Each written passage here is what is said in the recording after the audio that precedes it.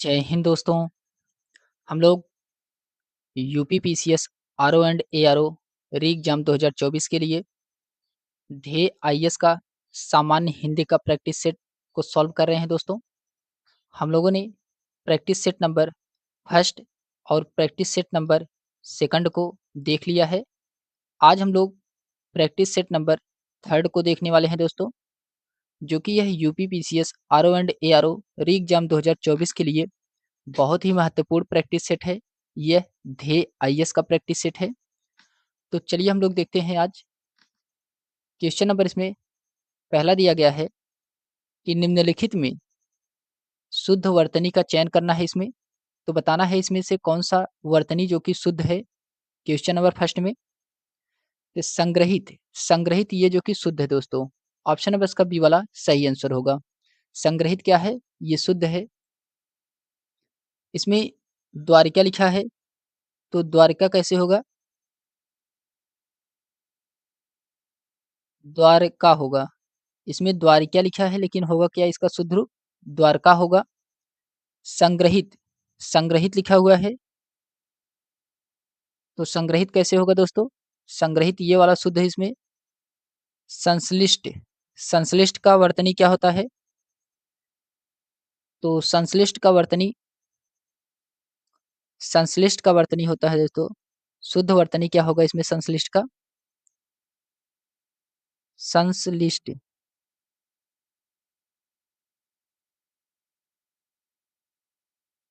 संश्लिष्ट ये वर्तनी इसका शुद्ध है दोस्तों। और संग्रहित इस प्रकार नहीं होगा। संग्रहित ये वाला सही है। ऑप्शन नंबर इसका बी वाला राइट होगा दोस्तों। फिर उसके बाद आता है क्वेश्चन नंबर सेकंड है। क्वेश्चन नंबर सेकंड में कहा जा रहा है कि निम्नलिखित वाक्यों में से कौन सा एक अशुद्ध है। इसमें बताना है कौन सा वाक्य एक अशुद्ध है क्वेश्चन नंबर सेकंड का। इसका राइट आंसर होगा दोस्तों ऑप्शन नंबर इसका पहला, पपीता एवं कलम संज्ञा है। इसमें क्या होना चाहिए? इसका शुद्ध रूप क्या होना चाहिए? पपीता एवं कलम शब्द संज्ञा है। शब्द, यहाँ शब्द बीच में जोड़ा जाएगा, शब्द संज्ञा है। इसका ये जो कि शुद्ध रूप होगा दोस्तों, पपीता एवं कलम शब्द संज्ञा है। तो ऑप्शन नंबर इसका पहला वाला सही दोस्तों। फिर उसके बाद आता है क्वेश्चन नंबर थर्ड दोस्तों। क्वेश्चन नंबर थर्ड में कहा जा रहा है कि निम्नलिखित में एक अशुद्ध वाक्य है। तो इसमें बताना है कौन सा एक वाक्य अशुद्ध है क्वेश्चन नंबर थर्ड में। इसमें अशुद्ध वाक्य बताना है। तो इसका अशुद्ध वाक्य कौन सा है? वह आटा गूंथ रही है। ये जो कि दोस्तों क्या है? अशुद्ध है। ऑप्शन नंबर इसका बी वाला राइट होगा। तो क्या होगा? वह आटा गूंथ है होगा, गूंथ रही है, ये इसका शुद्ध रूप होगा। यहाँ पे गूंथ नहीं होगा, यहाँ गूंद होगा। तो ऑप्शन नंबर इसका बी वाला राइट होगा दोस्तों। फिर उसके बाद आता है क्वेश्चन नंबर फोर है दोस्तों। क्वेश्चन नंबर फोर में कहा जा रहा है कि निम्नलिखित में से कौन सा एक वाक्य शुद्ध है। तो इसमें बताना है कौन सा एक वाक्य शुद्ध है क्वेश्चन नंबर फोर में। तो इसमें दिया गया है इत्र के भीतर सुगंध है। इत्र के भीतर सुगंध है, ये जो कि गलत है दोस्तों। इसमें क्या होगा? इसमें आपको शुद्ध वाक्य बताना है, लेकिन इसका पहला वाला क्या है? अशुद्ध है। तो इसमें क्या होगा? इत्र इत्र में सुगंध है, इत्र में सुगंध है, ये जो कि इसका शुद्ध होगा दोस्तों।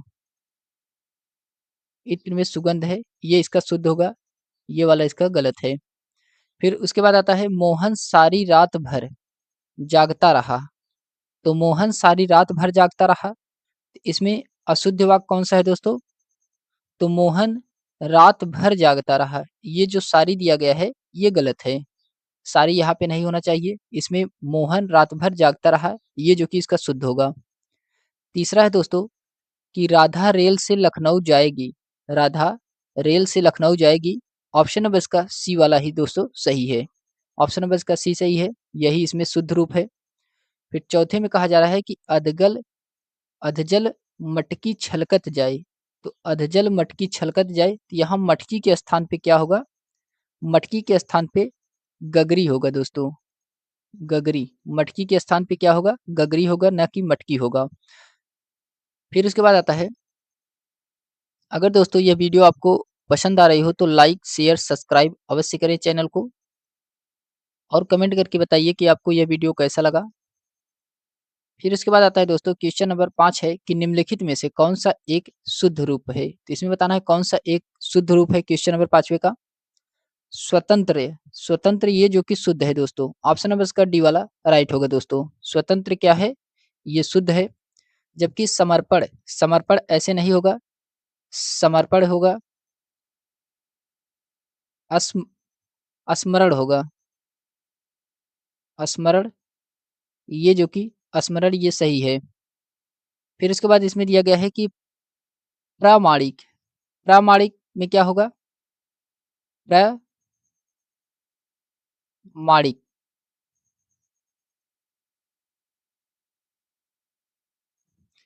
इसका शुद्ध रूप क्या होगा दोस्तों? प्रामाणिक, इसका शुद्ध रूप होगा प्रामाणिक। प्रामाणिक शुद्ध रूप होगा। इसमें दिया गया है प्रामाणिक, प्रामाणिक कोई शब्द नहीं होता है, प्रामाणिक इसका शुद्ध रूप होगा। फिर इसमें श्रृंगार दिया गया है दोस्तों। श्रृंगार का शुद्ध रूप क्या होगा? तो श्रृंगार का शुद्ध रूप होगा दोस्तों श्रृंगार, ये जो कि इसका शुद्ध रूप है श्रृंगार का। तो ऑप्शन नंबर इसका डी वाला यही जो कि शुद्ध था इसमें दोस्तों। फिर उसके बाद आता है क्वेश्चन नंबर 6 है। क्वेश्चन नंबर 6 में कहा जा रहा है कि निम्नलिखित वाक्यों में से कौन सा एक अशुद्ध है? तो इसमें बताना है कौन सा वाक्य एक अशुद्ध है क्वेश्चन नंबर 6 में। तो इसमें अशुद्ध वाक्य बताना है, प्रत्येक प्राणी को स्वयं आत्मनिर्भर होना चाहिए। तो जो कि ये दोस्तों पहला वाला क्या है? पहला गलत है, पहला वाला ही ये इसका अशुद्ध है। तो इसमें क्या होना चाहिए? प्रत्येक प्राणी को आत्मनिर्भर होना चाहिए। प्रत्येक प्राणी को, ये जो स्वयं है ये इसमें नहीं होना चाहिए। तो क्या होना चाहिए? प्रत्येक प्राणी को आत्मनिर्भर होना चाहिए, यही इसका सही था। ऑप्शन नंबर इसका पहला वाला राइट आंसर होगा दोस्तों। फिर उसके बाद आता है क्वेश्चन नंबर 7 है दोस्तों। क्वेश्चन नंबर 7 में कहा जा रहा है कि निम्नलिखित में एक शुद्ध वर्तनी है। इसमें से कौन सा एक शुद्ध वर्तनी है क्वेश्चन नंबर 7 में? तो शुद्ध वर्तनी मूर्धन्य, मूर्धन्य ये जो कि शुद्ध वर्तनी है दोस्तों। ऑप्शन नंबर इसका बी वाला राइट होगा। मूर्धन्य क्या है? शुद्ध वर्तनी है। फिर इसके बाद आता है क्वेश्चन नंबर 8 है दोस्तों। क्वेश्चन नंबर 8 में कहा जा रहा है कि वर्तनी की दृष्टि से कौन सा शब्द शुद्ध है? तो वर्तनी की दृष्टि से इसमें बताना है कौन सा शब्द शुद्ध है क्वेश्चन नंबर 8 में। तो दृष्टि व्यय, दृष्टि व्यय ये जो कि वर्तनी की शुद्ध से शुद्ध है दोस्तों। ऑप्शन नंबर इसका डी वाला राइट होगा। जबकि श्रीयुत, श्रीयुत कैसा लिखा जाएगा? तो ये जो कि अशुद्ध है श्रीयुत, श्रीयुत इस प्रकार लिखा जाएगा दोस्तों, श्री युत, श्रीयुत ये वाला शुद्ध है दोस्तों। श्रीयुत इस प्रकार लिखा जाएगा। मंत्रिमंडल, मंत्रिमंडल ये जो कि अशुद्ध है दोस्तों। मंत्रिमंडल ऐसे लिखा जाएगा, मंत्री मंडल, मंत्रिमंडल ये वाला राइट है दोस्तों। कृषांगनी, कृषांगनी, कृषांगनी का शुद्ध रूप क्या होगा दोस्तों? तो कृषांगी होगा। कृषांगी शुद्ध रूप इसका होगा कृषांगी, ये जो कि इसका शुद्ध है। ऑप्शन नंबर इसका डी वाला राइट होगा दोस्तों। फिर उसके बाद आता है क्वेश्चन नंबर 9 कहा जा रहा है कि निम्नलिखित में एक अशुद्ध वाक्य है। इसमें से कौन सा एक वाक्य अशुद्ध है क्वेश्चन नंबर 9 में? इसमें अशुद्ध वाक्य बताना है। इसमें दिया गया है इस बात को कहने में किसी को संकोच ना होगा। तो इस बात को कहने में किसी को संकोच ना होगा, इसमें अशुद्ध है। ऑप्शन नंबर इसका पहला वाला ही सही है दोस्तों, यही अशुद्ध होगा। इसका शुद्ध रूप क्या होगा दोस्तों? इसका शुद्ध रूप होगा, इसकी जगह यह होना चाहिए, इसकी जगह यह होना चाहिए, और ना की जगह नहीं होना चाहिए। तो क्या हो जाएगा?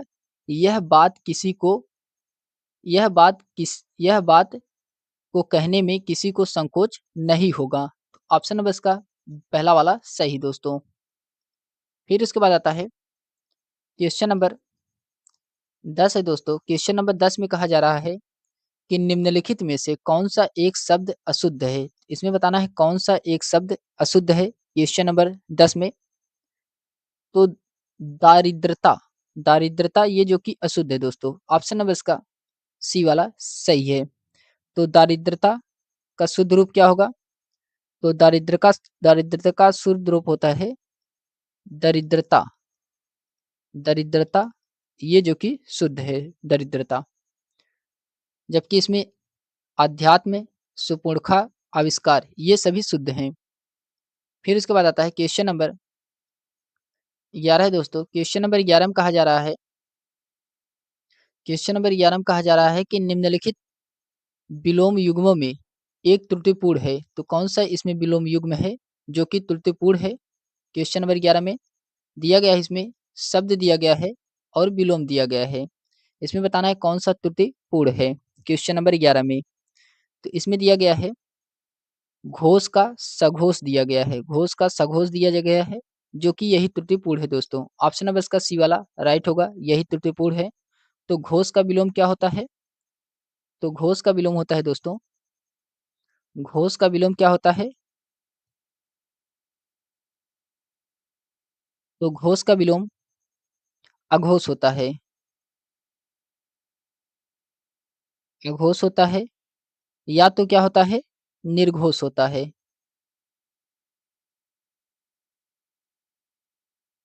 निर्घोष, घोष का विलोम ये होगा, या तो अघोष होगा या तो निर्घोष होगा, इसका सघोष नहीं होगा। ऑप्शन नंबर इसका सी वाला राइट होगा दोस्तों। फिर उसके बाद आता है क्वेश्चन नंबर 12 है दोस्तों। क्वेश्चन नंबर 12 में कहा जा रहा है कि घटक का विलोम है। तो घटक का विलोम क्या होता है? क्वेश्चन नंबर 12 में घटक का विलोम होता है दोस्तों समुदाय। घटक का विलोम क्या होता है? समुदाय होता है। ऑप्शन नंबर इसका बी वाला राइट होगा दोस्तों। घटक का विलोम क्या होता है? समुदाय होता है। फिर उसके बाद आता है क्वेश्चन नंबर 13 है दोस्तों। क्वेश्चन नंबर 13 में कहा जा रहा है कि निम्नलिखित में से कौन सा एक अधिकृत का विलोम सही है? तो अधिकृत का सही विलोम क्या होता है? तो अधिकृत का सही विलोम होता है दोस्तों अनधिकृत। अनधिकृत ऑप्शन नंबर इसका बी वाला राइट होगा दोस्तों। अधिकृत का अनधिकृत होता है। फिर उसके बाद आता है क्वेश्चन नंबर इसमें दिया गया क्वेश्चन नंबर 14 है दोस्तों। क्वेश्चन नंबर 14 में कहा जा रहा है कि ग्रंथित, ग्रंथित का विलोम क्या होता है? तो ग्रंथित का विलोम होता है दोस्तों विकीर्ण। विकीर्ण ऑप्शन नंबर इसका डी वाला राइट होगा दोस्तों। ग्रंथित का विलोम क्या होता है? विकीर्ण होता है। फिर उसके बाद आता है क्वेश्चन नंबर 14 है दोस्तों। क्वेश्चन नंबर 14 में कहा जा रहा है कि निम्नलिखित विलोम युग्मों में से कौन सा सही सुमेलित है? इसमें से कौन सा विलोम शब्द जो कि सही सुमेलित है क्वेश्चन नंबर 15 में? इसमें सही विलोम कौन सा सही शब्द है, सुमेलित है? तो इसमें उपमेय उपमान दिया गया है। उपमेय का उपमान दिया गया है, ये जो कि सही है दोस्तों। ऑप्शन नंबर इसका पहला वाला ही राइट होगा इसमें। जबकि इसमें नूतन दिया गया है। नूतन का क्या विलोम होता है? नूतन का पुरातन होता है। नूतन का क्या होता है?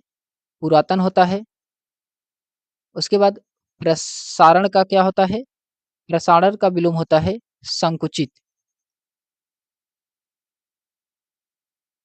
संकुचन, प्रसारण का विलोम होता है संकुचन होता है।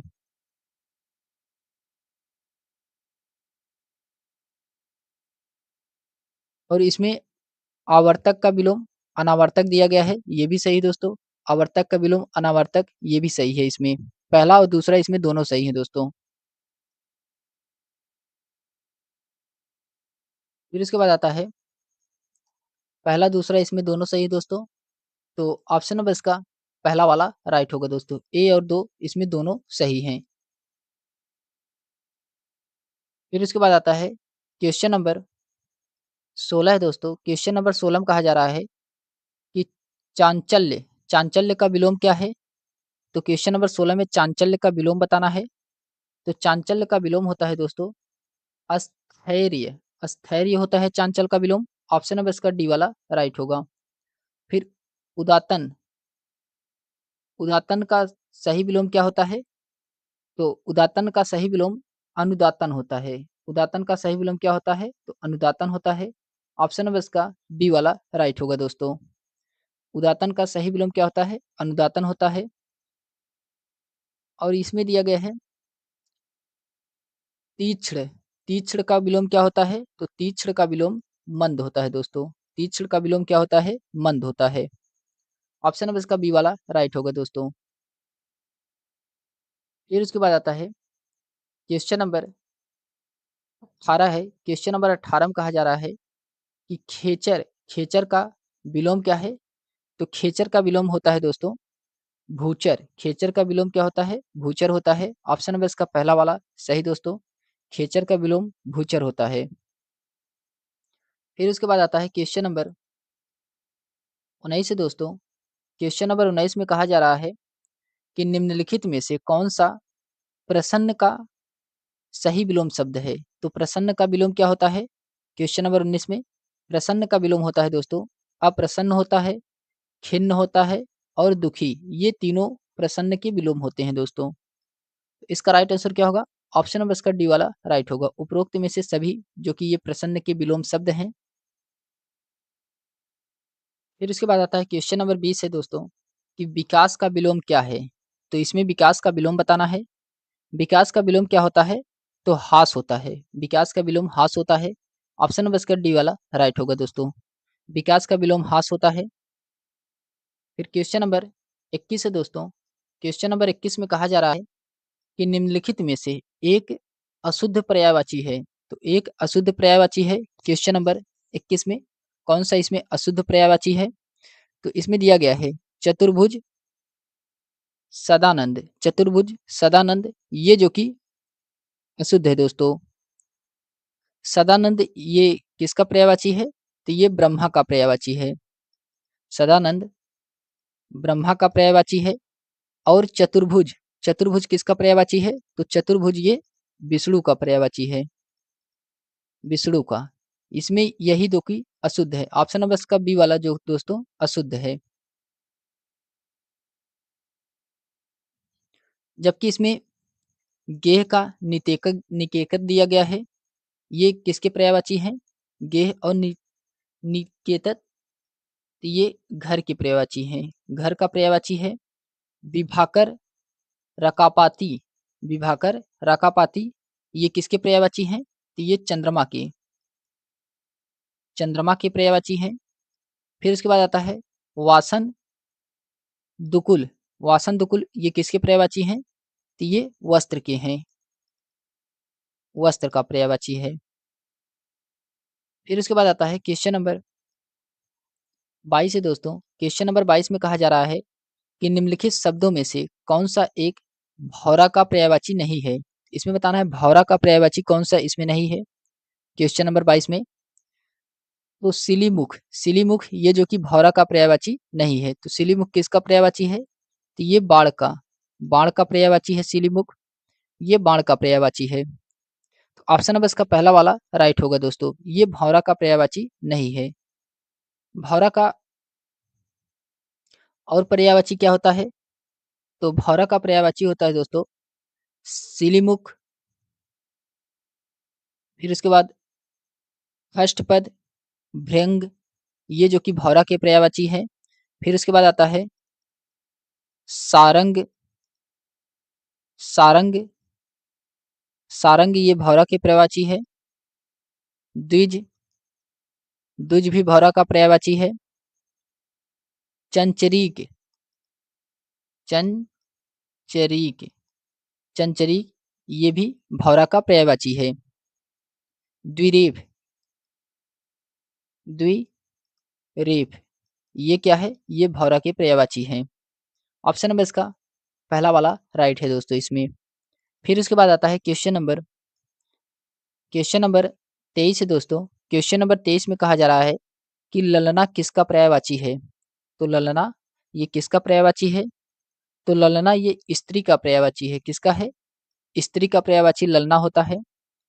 स्त्री का पर्यायवाची और कौन कौन क्या होते हैं? तो इसमें नारी, नारी ये जो कि स्त्री का पर्यायवाची है। फिर वनिता, वनिता ये भी नारी का पर्यायवाची है। ललना, ललना भी होता है और कांता भी होता है। रमणी, ये सभी किसके पर्यायवाची हैं? तो ये सभी स्त्री के पर्यायवाची हैं दोस्तों। फिर इसके बाद आता है क्वेश्चन नंबर 24 है। क्वेश्चन नंबर 24 में कहा जा रहा है कि शब्द पौलतस्य निम्नलिखित में से किसके पर्यायवाची हेतु प्रयोग नहीं है? इसमें पौलतस्य का कौन सा पर्यायवाची नहीं है? तो क्वेश्चन नंबर 24 का राइट आंसर क्या होगा दोस्तों? स्वर्ण, स्वर्ण का पौलतस्य पर्यायवाची नहीं है। ऑप्शन नंबर इसका डी वाला राइट होगा दोस्तों। पौलतस्य का पर्यायवाची क्या क्या होता है? तो इसमें कुबेर दिया गया है जो कि सही है। रावण है, ये भी सही है। चंद्रमा है, ये भी सही है। और क्या होता है? विभीषण, विभीषण ये भी क्या होता है? पौलतस्य का पर्यायवाची होता है दोस्तों। फिर उसके बाद आता है क्वेश्चन नंबर 25 है। क्वेश्चन नंबर 25 में कहा जा रहा है कि इनमें से एक शब्द मछली का पर्यायवाची नहीं है। इनमें से कौन सा एक शब्द जो कि मछली का पर्यायवाची नहीं है? तो जलोदरी, जलोदरी ये जो कि मछली का पर्यायवाची नहीं है दोस्तों। जलोदरी ये मछली का पर्यायवाची नहीं है। तो मछली का पर्यायवाची और कौन-कौन से होते हैं? तो झस, झस ये जो कि मछली का पर्यायवाची है। अंडभव, अंडभव ये भी मछली का पर्यायवाची है। और जलतोरी, जलतोरी ये भी मछली का पर्यायवाची है।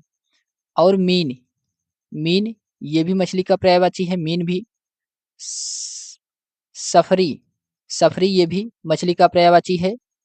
मत्स्य, मत्स्य, मत्स्य भी क्या है? तो मछली का पर्यायवाची है दोस्तों। जबकि इसमें जलोदरी, जलोदरी ये मछली का पर्यायवाची नहीं है। तो ऑप्शन नंबर इसका बी वाला, डी वाला राइट होगा दोस्तों।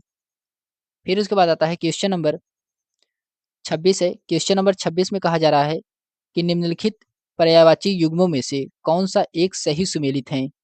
तो इसमें से कौन सा एक सही सुमेलित है क्वेश्चन नंबर 26 में? तो विष्णु मधुरूपी, विष्णु मधुरूपी ये जो कि ऑप्शन नंबर इसका डी वाला सही दोस्तों। ऑप्शन नंबर इसका डी वाला यही सही सुमेलित है।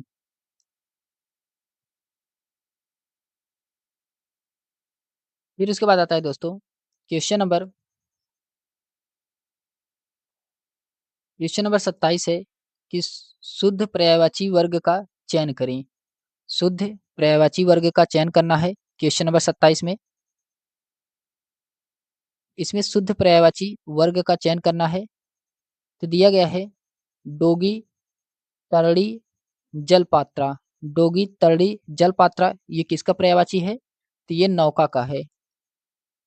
नौका का ये पर्यायवाची है जो कि ये सही दोस्तों। ऑप्शन नंबर इसका पहला वाला सही है। तनुजा, दुहिता, सुता, तनुजा, दुहिता, सुता ये किसकी पर्यायवाची है दोस्तों? तो ये पुत्री का पर्यायवाची है, पुत्री का पर्यायवाची है। फिर आता है पायोद, वारिद, नीरद। पायोद, वारिद, नीरद ये किसका पर्यायवाची है? तो ये मेघ का पर्यायवाची है। किसका है? मेघ का पर्यायवाची है। तो इसका सी वाला भी सही है और बी वाला भी सही दोस्तों। तो इसमें उपरोक्त में सभी वर्ग जो कि इसके सभी शुद्ध हैं। ऑप्शन नंबर इसका डी वाला राइट होगा दोस्तों। फिर इसके बाद आता है क्वेश्चन नंबर 28 है दोस्तों। क्वेश्चन नंबर 28 में कहा जा रहा है कि निम्नलिखित विकल्पों में से कौन सा एक पर्यायवाची की दृष्टि से सही नहीं है? तो इसमें बताना है कौन सा एक पर्यायवाची की दृष्टि से सही नहीं है क्वेश्चन नंबर 28 में। तो इसमें दिया गया है कि लवंग, शाखा मृग, कीस, बहुक ये किसके पर्यायवाची हैं? तो ये दोस्तों बंदर के पर्यायवाची। किसका पर्यायवाची है? तो ये बंदर का पर्यायवाची है। जो कि ये सही है दोस्तों। इसमें पूछा कौन सा सही नहीं है, तो वाचा, गिरा, ब्राह्मणी, विधात्री ये किसके पर्यायवाची हैं? तो ये सरस्वती के पर्यायवाची हैं। सरस्वती के पर्यायवाची हैं। ये भी इसमें सही है दोस्तों। प्रभंजन, नभ प्राण, प्रकंपन, वात ये किसके पर्यायवाची हैं? तो ये दोस्तों पर्यायवाची है वायु के। वायु का पर्यायवाची है ये। और इसमें दिया गया है रतीश, मनजात, कपोत, रक्तलोचन। इसमें ऑप्शन नंबर इसका डी वाला यही दोस्तों क्या है, ये गलत है। ऑप्शन नंबर इसका डी यही सही सुमेलित नहीं है। इसमें रतीश और मनजात ये किसके पर्यायवाची हैं? तो ये कामदेव के पर्यायवाची हैं। ये दोनों कामदेव के ये दोनों पर्यायवाची हैं, जबकि ये दोनों अलग हैं दोस्तों। तो इसका ऑप्शन नंबर इसका डी वाला राइट आंसर होगा दोस्तों। यही सही सुमेलित नहीं था। फिर उसके बाद आता है क्वेश्चन नंबर 29 है दोस्तों। क्वेश्चन नंबर 29 में कहा जा रहा है कि वसंत का पर्यायवाची नहीं है। तो इसमें वसंत का पर्यायवाची कौन सा नहीं है? क्वेश्चन नंबर 29 में वसंत का पर्यायवाची कौन सा इसमें नहीं है? तो हृदयंकर, हृदयंकर ये जो कि वसंत का पर्यायवाची नहीं है दोस्तों। क्वेश्चन नंबर 29 में ऑप्शन नंबर इसका बी वाला राइट होगा। इसमें मधुमास, कुसुमाकर, ऋतुपति ये सभी क्या हैं? ये सभी वसंत के पर्यायवाची हैं। और वसंत का पर्यायवाची बहार होता है। बहार ये भी वसंत का पर्यायवाची है दोस्तों। हृदय शंकर, हृदय शंकर ये वसंत का पर्यायवाची नहीं है। ऑप्शन नंबर इसका बी वाला राइट होगा दोस्तों। फिर उसके बाद आता है क्वेश्चन नंबर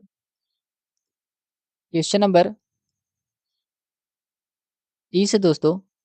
क्वेश्चन नंबर 30 में कहा जा रहा है कि निम्नलिखित पर्यायवाची शब्दों में से कौन सा एक भिन्न है? तो इसमें बताना है कौन सा एक पर्यायवाची भिन्न है। क्वेश्चन नंबर 30 में गाछ, गाछ ये जो कि पर्यायवाची भिन्न है दोस्तों। ऑप्शन नंबर इसका डी वाला राइट होगा। गाछ ये जो कि पर्यायवाची भिन्न है।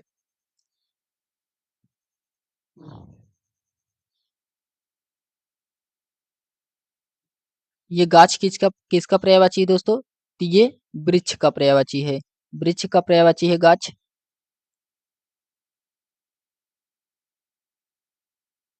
और इसमें वित्त दिया गया है, विभूति दिया गया है, द्रव्य दिया गया है। ये सभी किसके पर्यायवाची होते हैं? ये सभी धन के पर्यायवाची हैं। धन के पर्यायवाची हैं ये सभी। धन के ये सभी पर्यायवाची हैं। फिर उसके बाद आता है क्वेश्चन नंबर 31 है दोस्तों। क्वेश्चन नंबर 31 में कहा जा रहा है कि हृदय का विदारण करने वाला दृश्य के लिए एक शब्द है। तो हृदय का विदारण करने वाला दृश्य के लिए एक शब्द क्या होता है? तो इसमें हृदय विदारक विदारक हृदय विदारक ये जो कि इसका एक शब्द है। ऑप्शन नंबर इसका सी वाला राइट होगा दोस्तों। फिर उसके बाद आता है क्वेश्चन नंबर 32 है दोस्तों। क्वेश्चन नंबर 32 में कहा जा रहा है कि अनिवार्य शब्द हेतु उपयुक्त वाक्यांश है। तो अनिवार्य का उपयुक्त वाक्यांश क्या होता है?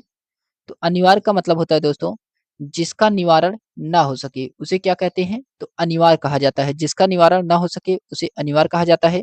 ऑप्शन नंबर इसका बी वाला राइट होगा दोस्तों। फिर उसके बाद आता है क्वेश्चन नंबर 33 है। क्वेश्चन नंबर 33 में कहा जा रहा है दोस्तों कि स्वयं गुरु बनकर दूसरों से अपनी पूजा कराना के लिए एक शब्द क्या होगा? तो ये गुरुमंड होगा। गुरुमंड ऑप्शन नंबर इसका बी वाला राइट होगा दोस्तों। फिर उसके बाद आता है क्वेश्चन नंबर 34 है कि जो प्राप्त ना हो सके वाक्य खंड हेतु उचित शब्द कौन सा है?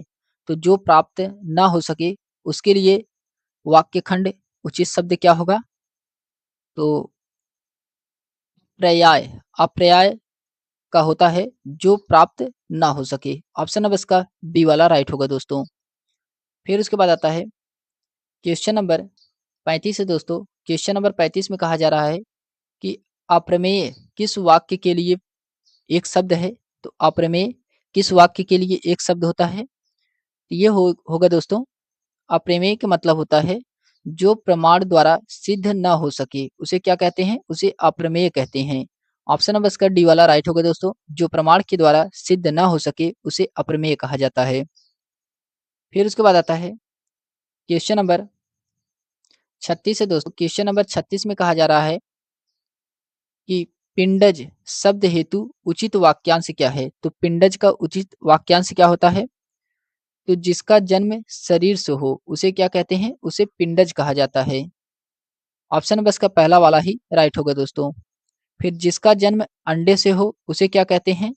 तो उसे अंडज, उसे अंडज कहा जाता है।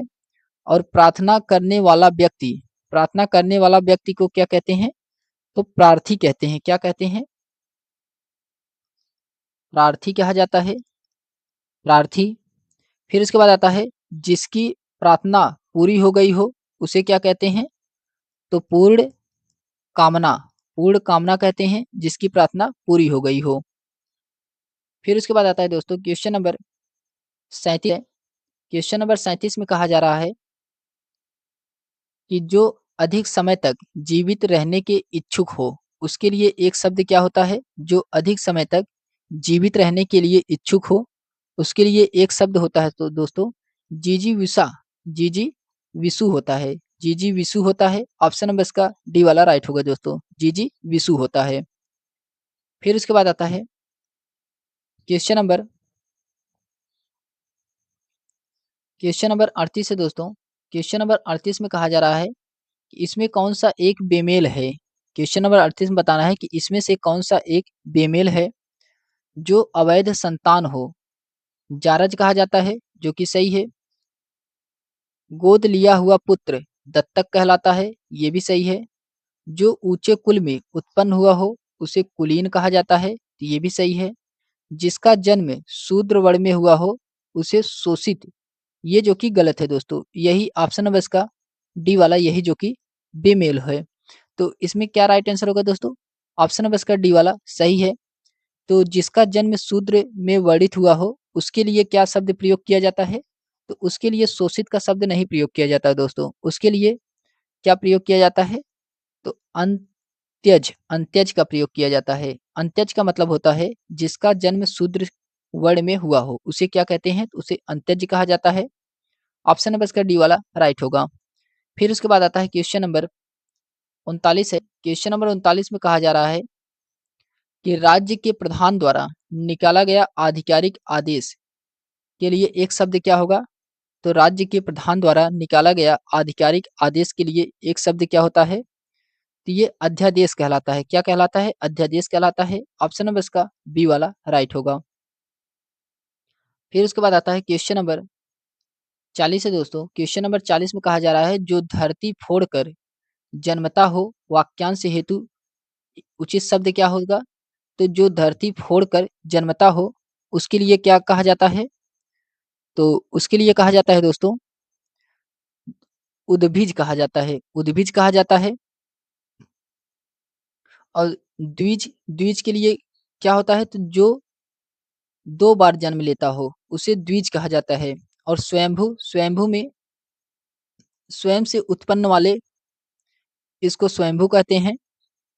भूमिज भूमिज में भूमि से जन्म लेने वाले को क्या कहते हैं? तो भूमिज कहते हैं।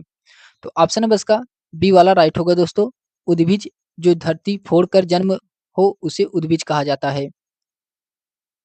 फिर इसके बाद है क्वेश्चन नंबर 41 है दोस्तों कि निम्नलिखित में से एक का बेहड़ा तत्सम है शब्द। एक का बेहड़ा तत्सम शब्द क्या है? तो बेहड़ा का तत्सम शब्द क्या होता है? तो बेहड़ा का तत्सम शब्द होता है दोस्तों विभीतिका विभीतिक, ये जो कि बेहड़ा का तत्सम शब्द है। ऑप्शन नंबर इसका सी वाला राइट होगा दोस्तों। ऑप्शन नंबर इसका सी वाला राइट होगा। विभीतिक ये जो कि बहेड़ा का तत्सम शब्द है। फिर उसके बाद आता है क्वेश्चन नंबर 42 है दोस्तों। क्वेश्चन नंबर 42 में कहा जा रहा है कि इनमें से कौन सा तत्सम शब्द नहीं है? तो तत्सम शब्द इसमें से कौन सा नहीं है क्वेश्चन नंबर 42 में? तो तत्सम शब्द बताना है इसमें कौन सा नहीं है। तो मक्खी, मक्खी ये जो कि तत्सम शब्द नहीं दोस्तों। तो मक्खी क्या है? तो मक्खी ये तद्भव है, मक्खी तद्भव है। और मक्खी का तत्सम शब्द क्या होता है? तो मक्खी का तत्सम शब्द होता है दोस्तों मच्छिका, मच्छिका। ये जो कि मक्खी का तत्सम शब्द होता है। जबकि इसमें उज्ज्वल उज्ज्वल दिया गया है। उज्ज्वल का तद्भव क्या होगा? उज्ज्वल का तद्भव होता है दोस्तों उजाला। उजाला ये जो कि उज्ज्वल का तद्भव होता है। और कंटक, कंटक का तद्भव क्या होता है? तो कंटक का तद्भव काटा होता है। काटा ये जो कि कंटक का तद्भव होता है। श्रृंग, श्रृंग का तद्भव क्या होता है? तो श्रृंग का तद्भव होता है दोस्तों सींग। श्रृंग का तद्भव क्या होता है? श्रृंग का तद्भव सींग होता है। सींग ये श्रृंग का तद्भव होता है। फिर उसके बाद आता है क्वेश्चन नंबर 43 है दोस्तों।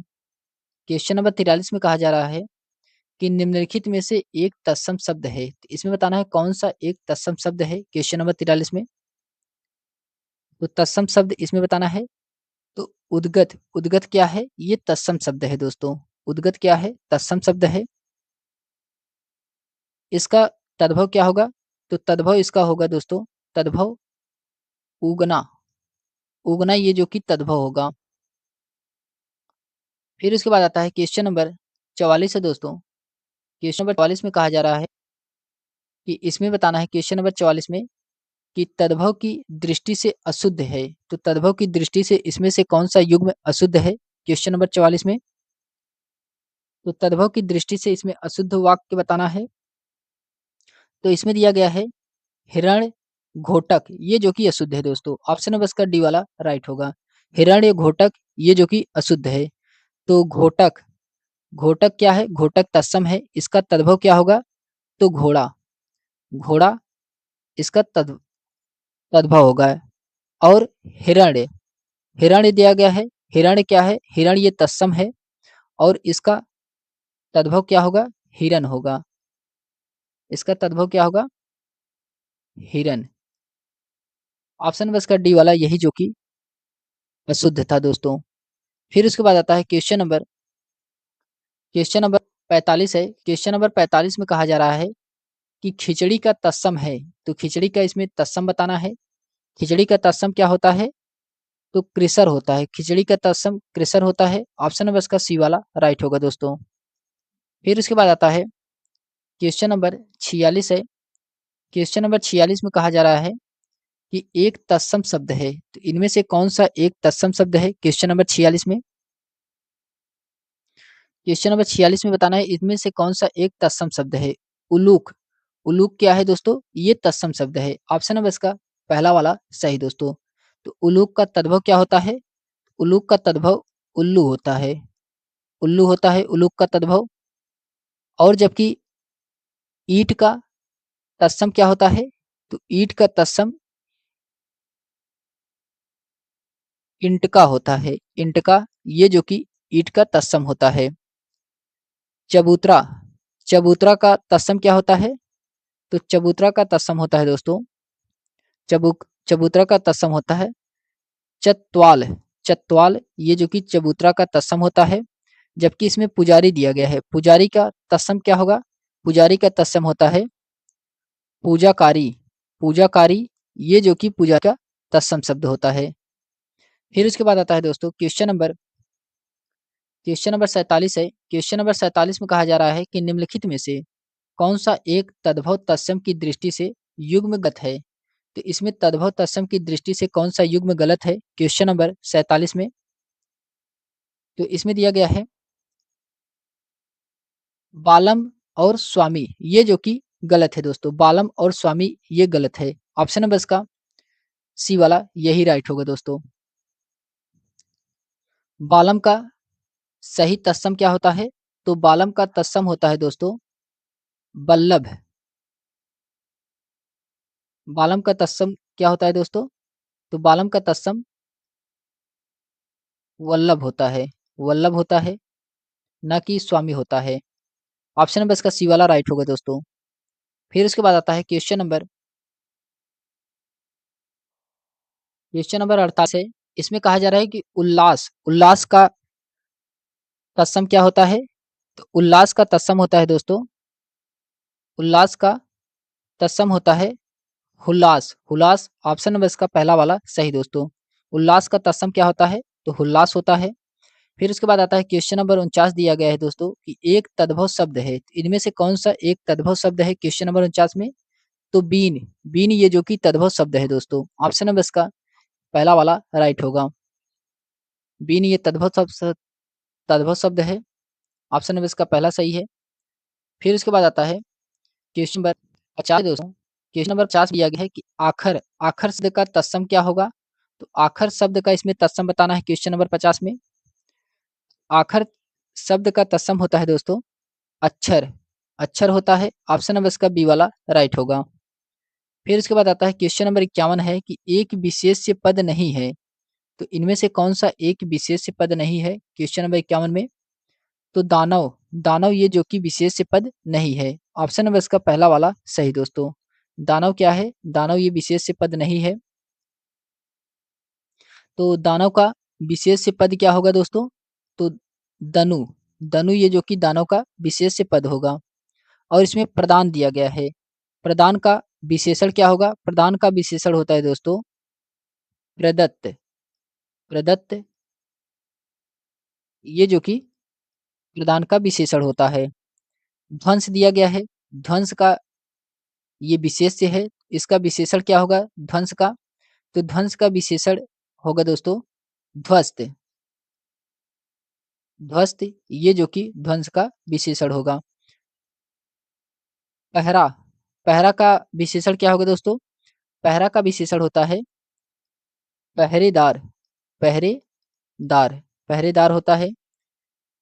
फिर इसके बाद आता है क्वेश्चन नंबर 1 देता हूँ। क्वेश्चन नंबर 1 भेजा है कि निम्नलिखित में से कौन सा एक आवृत्तिवाचक विशेषण का उदाहरण है? तो आवृत्तिवाचक विशेषण का उदाहरण इसमें से कौन सा है?